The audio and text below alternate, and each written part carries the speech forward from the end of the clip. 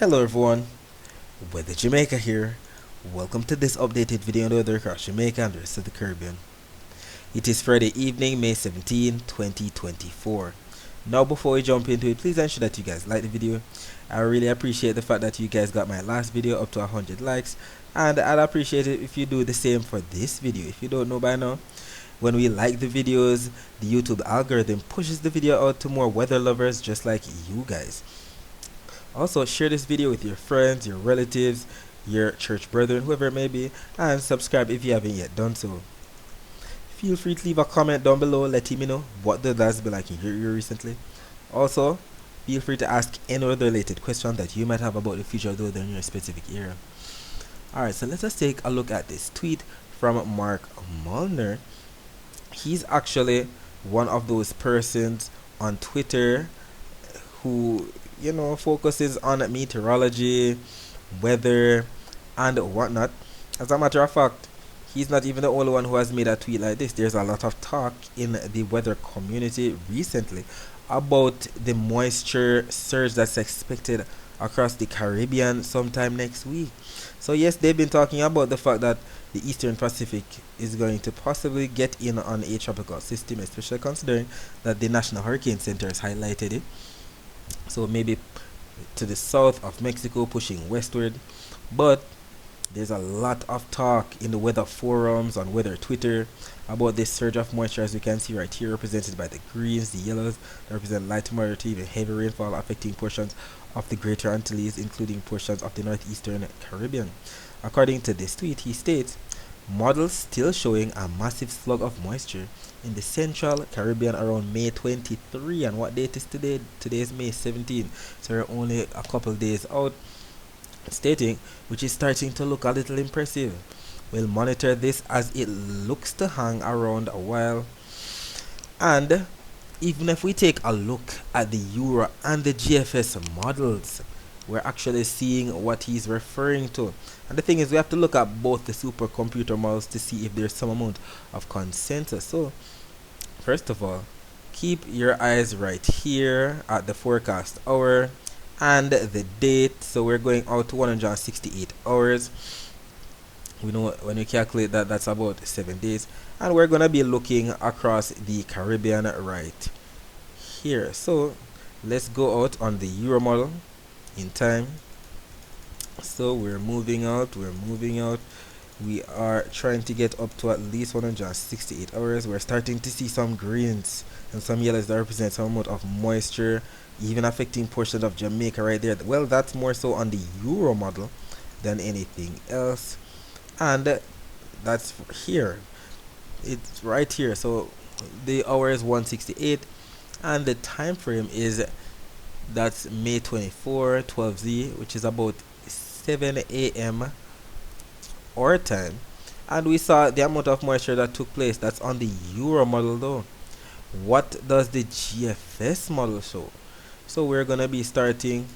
Take a look at the Caribbean, look at the forecast hour. Yes, we're seeing the moisture across portions of Jamaica, Hispaniola, especially to the south of Haiti and Dominican Republic. We're seeing a lot of yellows and even some reds in there that represent some tremendous rainfall. And that we see that most of that is surging northeastward across the Dominican Republic into portions of the southwestern Atlantic.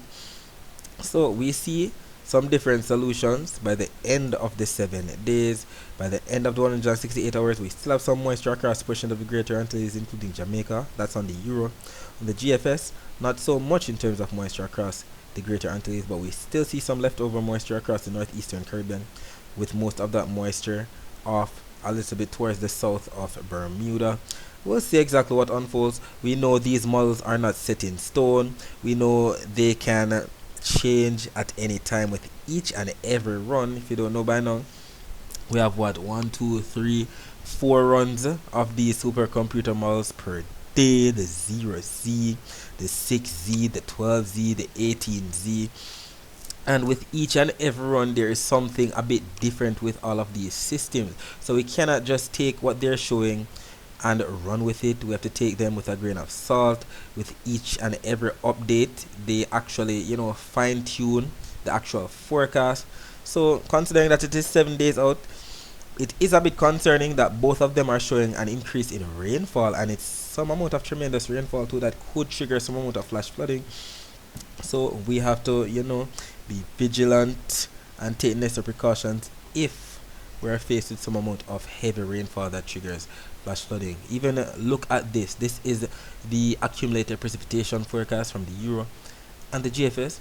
We can see the differences. The Euro showing a bit more in the way of some moisture. We can see all of the purples, even some burgundy colors in there that represent what, up to 2 to even 6 or even 7 inches of rainfall. And we see Jamaica right here. Well, that's just the Euro model. What does the GFS model show for that time period in terms of the accumulated precipitation?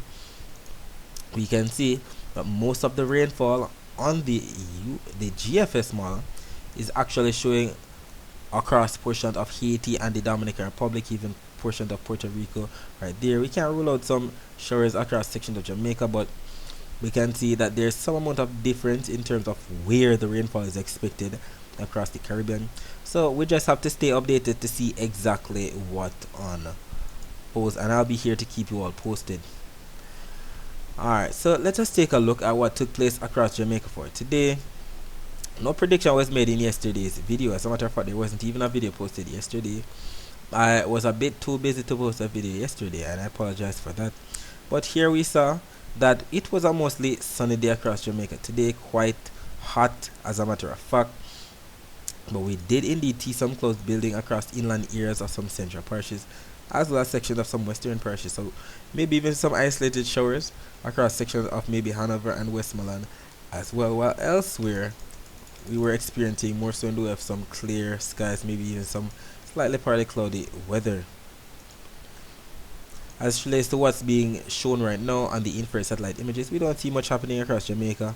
Most of the clouds have dissipated. Taking a look at the temperatures right now, we can say we have 28 degrees Celsius in both Montego Bay and Kingston. And by about 4 a.m. on Saturday, temperature should dip down to about 25 degrees Celsius in both Montego Bay and Kingston. As it relates to the temperature forecast for tomorrow, we can see Jamaica right here embedded in some orange colors. Keep in mind that this map is from the GFS and it is valid for 18th on Saturday. When you calculate that, that's 1 p.m. on Saturday.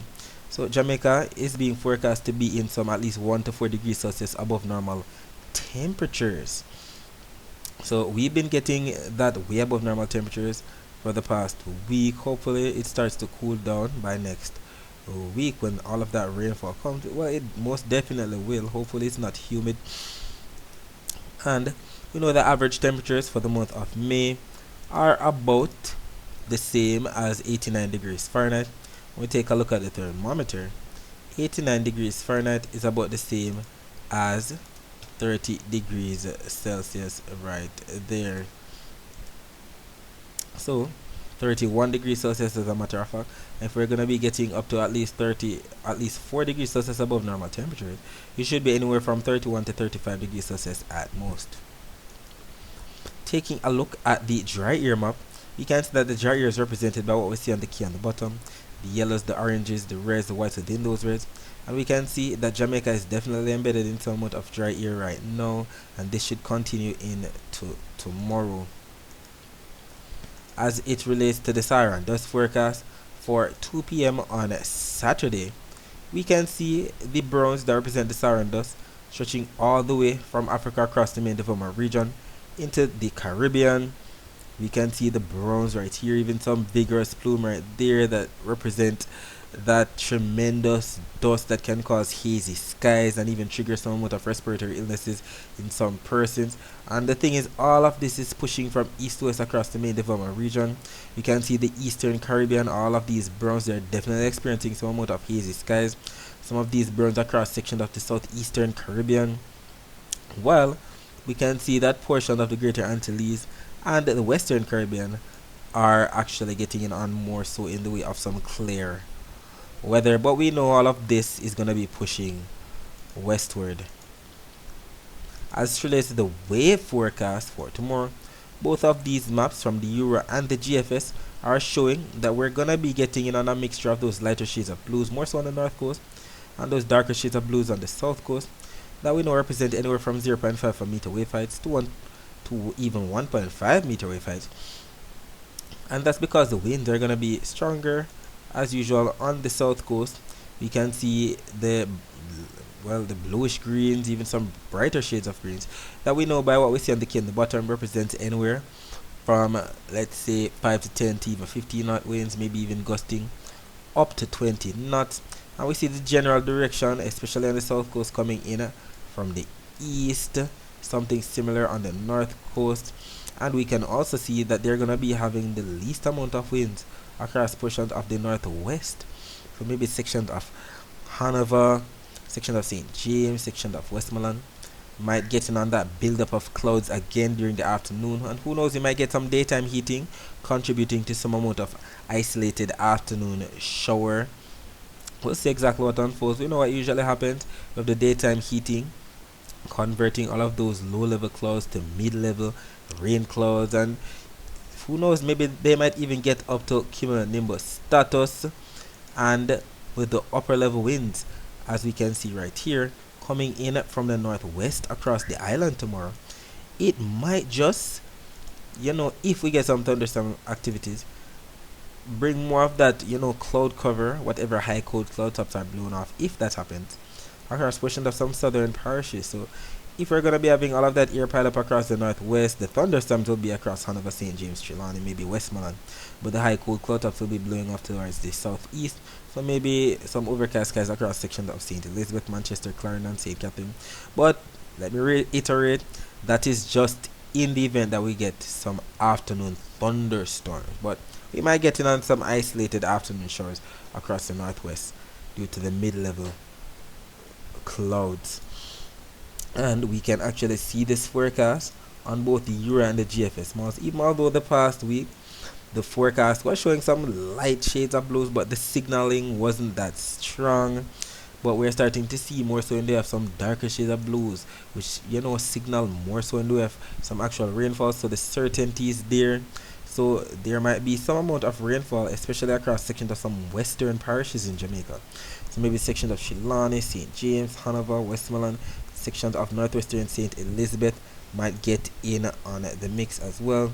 The Euro model is showing something similar, but the Euro is incorporating more of some inland areas of some central parishes as well.